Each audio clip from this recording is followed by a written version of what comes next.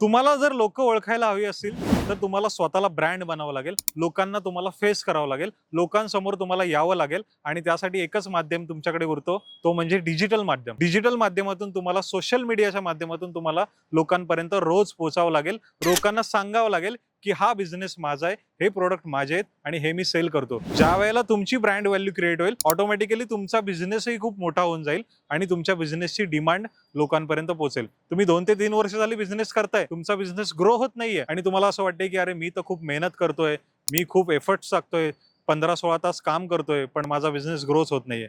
कारण तुम्ही स्वतःवरती मेहनत घेतलेली नाहीये. तुम्ही फक्त प्रोडक्ट बनवत चाललाय, ते तुम्ही विकत चाललाय. ज्या वेळेला तुम्ही तुमच्या स्वतःवरती मेहनत घ्याल, स्वतःला ॲज अ ब्रँड म्हणून बनवाल, स्वतःला ॲज अ ब्रँड म्हणून प्रिटेंड कराल, त्यावेळेला या गोष्टी सगळ्या तुमच्या ऑटोमॅटिकली होतील. डिजिटली तुमचा प्रेझेन्स होईल आणि डिजिटली तुम्हाला लोकं ओळखायला लागतील आणि तुमचा बिझनेस ऑटोमॅटिकली मोठा होण्यासाठी मदत होईल.